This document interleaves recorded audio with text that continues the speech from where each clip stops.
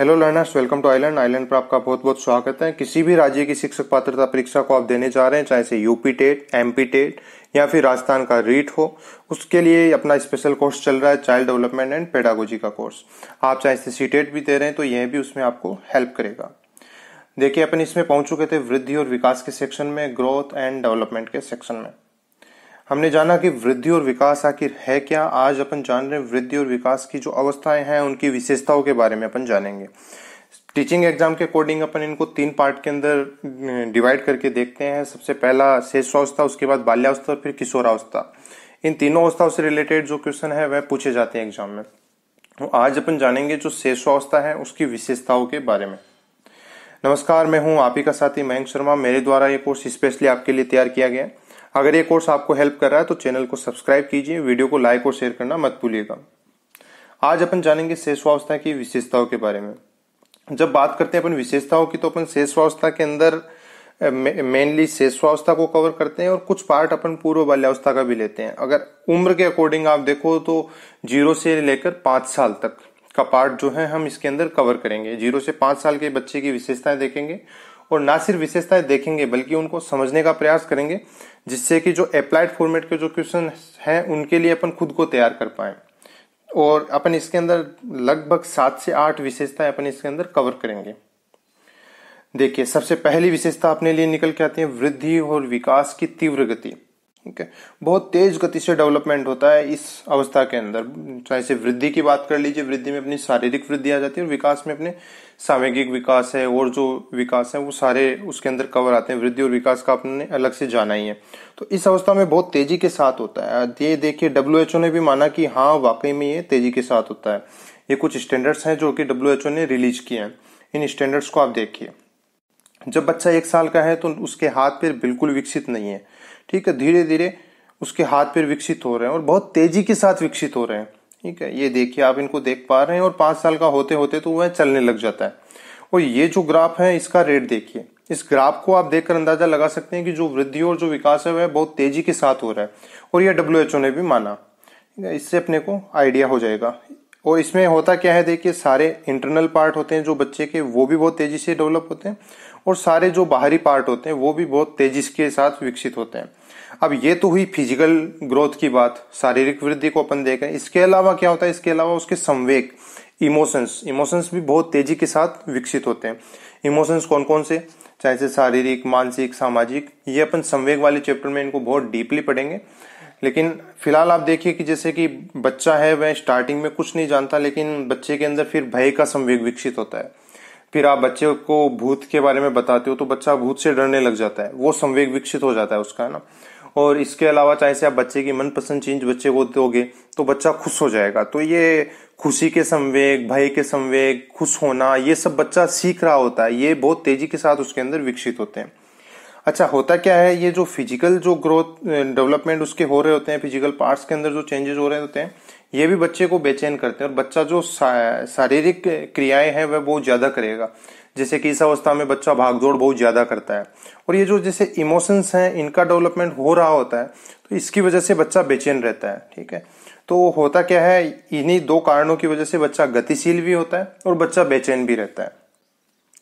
अगली विशेषता देखिए, दूसरों पर निर्भर रहना।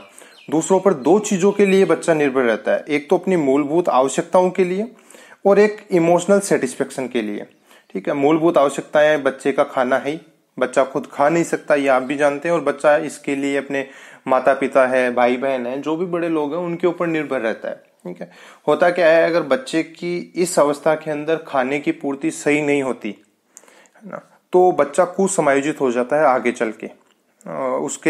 उसके अंदर जो है, जो समाज है या जो लोग उसको खाना खिलाने वाले हैं उनके प्रति वह कुसमायोजित हो जाता है, उनके प्रति सही दृष्टिकोण नहीं रख पाता है। तो ये बहुत जरूरी है कि इन 2 आवश्यकताओं की पूर्ति उसके लिए हो। इमोशनल सेटिस्फेक्शन को आप कैसे समझेंगे? इमोशनल सेटिस्फेक्शन भी अगर उसको नहीं मिलेगा तो कुसमायोजित हो सकता है। इमोशनल सेटिस्फेक्शन में मेनली आता है प्यार। बच्चा चाहता है कि वह प्यार का केंद्र बनकर रहे और सब उसे प्यार करें। ये देखिए, और बच्चे को जब प्यार मिलता है तो बच्चा खुश होता है ना। और इसके लिए होता क्या है कि वो खुद तो खुद से कर नहीं सकता, इसके लिए भी वह दूसरों पर निर्भर रहता है, और अगर दूसरे लोग उसे ना दे तो वह कुसमायोजित हो जाता है।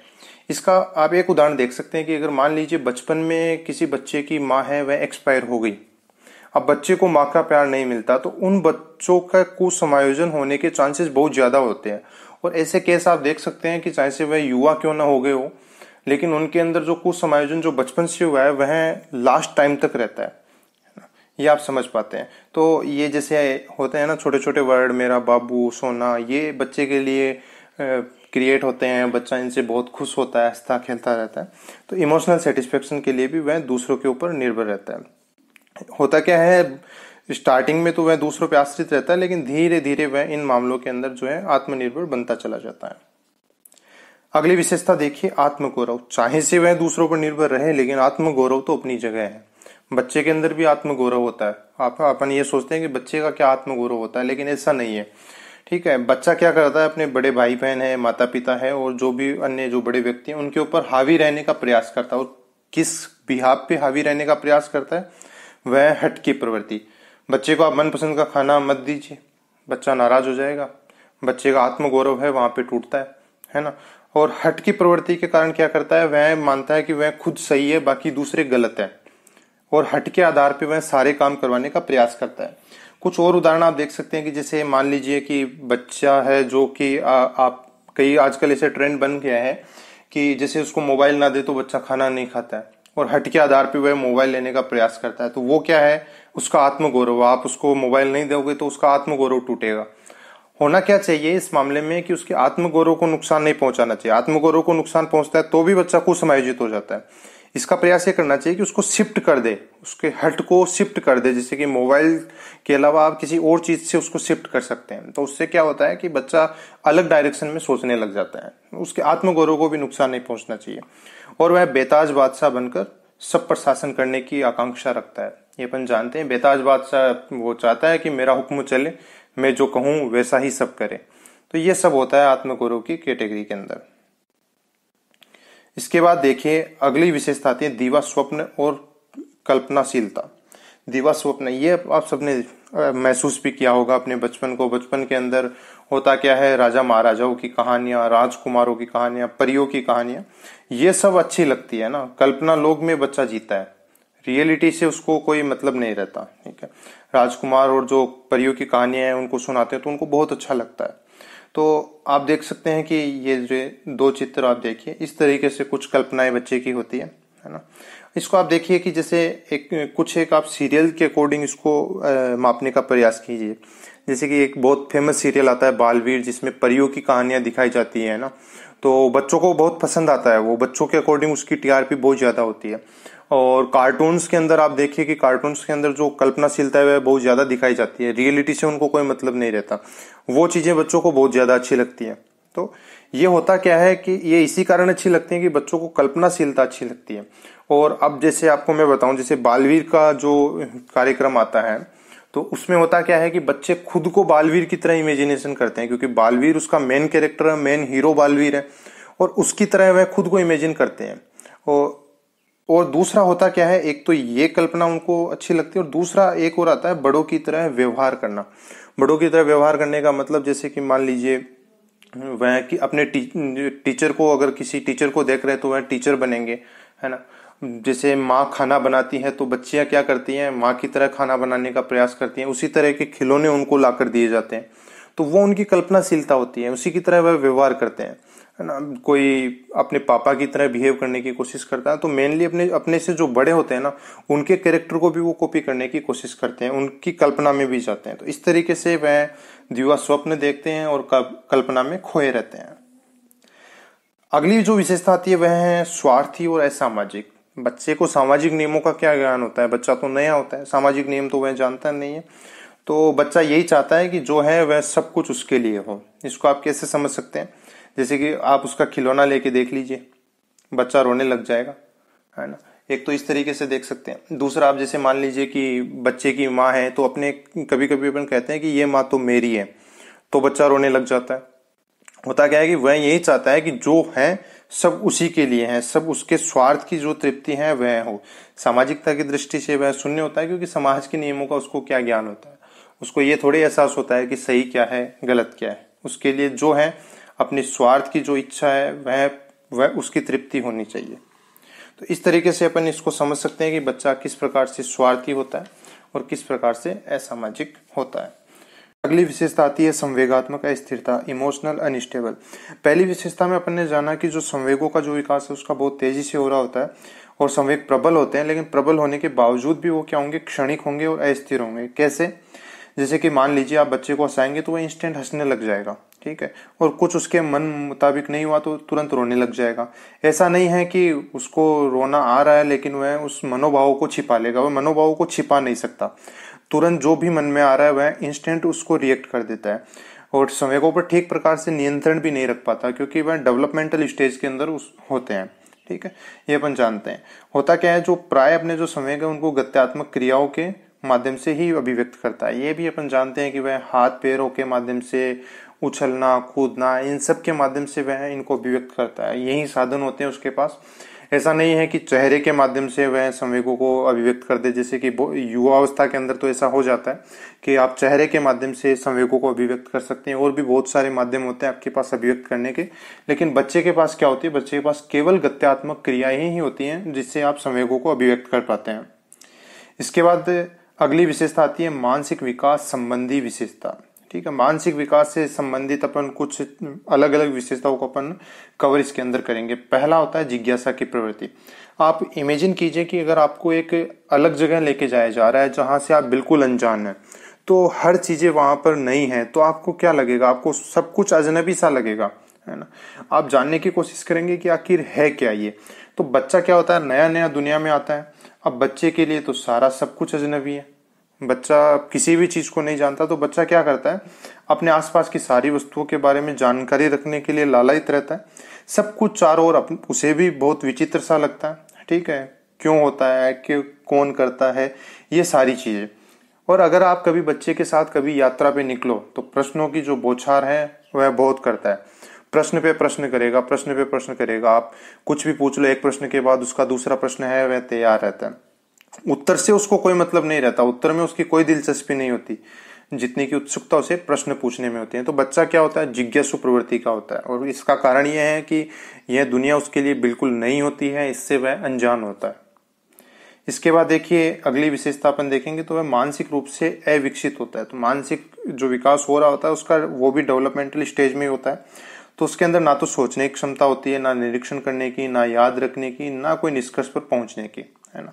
इन शक्तियों का विकास उसके अंदर हो ही नहीं पाता है। बालक के सामने जो चीज है वही उसके लिए अस्तित्व है, ठीक है। अमूर्त चिंतन अपन जानते हैं, अमूर्त चिंतन जो कि सामने नहीं है उसके बारे में चिंतन करना। तो अमूर्त चिंतन जो है उसका अभाव होता है बच्चे में, अमूर्त चिंतन नहीं कर सकता बच्चा। इसके अलावा क्या होता है, एकाग्रता, संवेदना, प्रत्यक्षीकरण किसी चीज को देखकर उसके बारे में एनालिसिस करना, उसको दिमाग के अंदर बिठाना, तो वो सारी चीजें जो हैं उन शक्तियों का भी विकास उसके अंदर नहीं होता। बच्चा किसी एक चीज पर अपने आप को एकाग्र नहीं रख पाता है, ठीक है। इसके बाद होता क्या है, रटने पर आधारित स्मरण शक्ति, रोट मेमोरी अपन इसको कहते हैं। इसको तो आप अच्छी भली प्रकार से जानते होंगे। जैसे कि प्राइमरी कक्षाओं के अंदर अपन देखें तो बच्चे को कह गड़े रटवा दिए जाते हैं, है ना, क्योंकि रोट मेमोरी जो होती है उनकी बहुत तेज होती है। कुछ भी दे दो आप उनको, गिनती, पहाड़े, सब कुछ बच्चा रट्टा मार सकता है, रटकर सब कुछ याद कर सकता है। तोते की तरह रट्टा मारकर याद करने की प्रवृत्ति उसके अंदर होती है। तो समझने की जो प्रवृत्ति है वह बहुत कम होती है, और रट्टा मारने की जो प्रवृत्ति है बहुत ज्यादा होती है शेषावस्था में। इसके बाद आती है रचनात्मकता। इसको भी अपन बहुत अच्छी प्रकार से जानते हैं कि बच्चे को, जैसे आपने देखा होगा कि घर बना के खेलते हुए, तो बच्चा घर बना के खेलता है ना, बच्चा पेंटिंग के अंदर रुचि लेता है। ये सारे देखिए रचनात्मक एक्टिविटी जो है बच्चा करता है। बच्चा पेंटिंग है, कागज से कुछ कलात्मक वस्तुएं बनाना है, उनके अंदर बच्चा रुचि लेगा। कोई चीज है उसको तोड़ने फोड़ने के अंदर बच्चा रुचि लेता है। तो ये सारी जो क्रिएटिविटी है ये उसके अंदर आती है। और एक जो बड़ों का अनुकरण करने की जो क्रिएटिविटी है वो उसके अंदर आती है। ये अपन ने पहले भी जाना और ये इसके अंदर भी ये आ रहा है। तो बड़ों का अनुकरण करना बच्चा जानता है। इसके बाद आती है उसकी समय की धारा अविकसित। समय के मामले में उसे कुछ पता नहीं होता। उसके जैसे कल आज है, या फिर दिन है, या फिर डेट है, महीना है, वर्ष है, है ना, घड़ी का जो समय है उसके बारे में बच्चे को कुछ नहीं पता होता, बच्चा नहीं जानता समय क्या है और किस प्रकार से यह चलता रहता है। तो इसके मामले में भी बच्चे का नॉलेज है वह अविकसित रहता है। इसके बाद आता है यौन संबंधी विकास। ठीक है, यौन अंगों का चाहे से उसके अंदर डेवलपमेंट नहीं हो, लेकिन जो यौन प्रवृत्तियां हैं उनका विकास उसके अंदर रेगुलर होता रहता है। किस प्रकार से, देखिए फ्राइड ने इसको 3 पार्ट के अंदर बांटा है। पहली आत्म प्रेम की अवस्था, उसके बाद समलैंगिक प्रवृत्ति, उसके बाद विषम लैंगिक प्रवृत्ति। आत्म प्रेम की अवस्था में बच्चा क्या करेगा, आत्म प्रेम की अवस्था में जैसे अंगूठा चूसना है, खुद से प्रेम करता है, खुद के अंगूठा चूसना, खुद के अंगों से प्रेम करना, है ना। और उसके बाद उसे मल मूत्र त्याग करने के अंदर जो रुचि महसूस होती है, उसको खुशी महसूस होती है। तो स्टार्टिंग में जब होता है शिशुअवस्था के बिल्कुल स्टार्ट के अंदर बच्चा आत्म प्रेम की अवस्था के अंदर होता है। उसके बाद वह समलैंगिक प्रवृत्ति की ओर जाता है। होता क्या है कि समलैंगिक प्रवृत्ति में जैसे लड़का है तो वह अपने पिता से प्रेम करता है और लड़की है तो वह अपने माता से प्रेम करती है। यह बीच की अवस्था में आता है। और जो थर्ड स्टेज आती है वह होती है विषम लैंगिक प्रवृत्ति। इसमें होता क्या है, इसमें उल्टा हो जाता है। लड़का है वह अपनी माँ से प्रेम करता है और लड़की है वह अपने पिता से प्रेम करती है। इसके अंदर 2 मनोग्रंथियों के बारे में अपन चर्चा करेंगे, इलेक्ट्रा और ओडिपस। ठीक है, तो होता इनके मामले में अपन जैसे मनोविश्लेषण अपन जब पढ़ेंगे फ्राइड का, तो उस मनोविश्लेषण के अंदर अपन उनको विस्तार से जानेंगे। लेकिन यह अंतिम अवस्था के अंदर जो है विषम लैंगिक प्रवृत्ति उसके अंदर आ जाती है। तो इन 3 स्टेज से होकर उसका यौन संबंधी जो विकास है वह चलता रहता है। ध्यान रखिएगा, यौन अंगों का जो विकास है वह भले ही ना हो, लेकिन जो यौन प्रवृत्तियां हैं उनका विकास निरंतर होता रहता है। तो इस प्रकार से अपन ने जाना शिशुअवस्था की सारी विशेषताओं के बारे में। अगर आपको वीडियो पसंद आया तो लाइक करना मत भूलिएगा, वीडियो को शेयर और सब्सक्राइब जरूर कीजिएगा। बहुत बहुत शुक्रिया आप सभी का।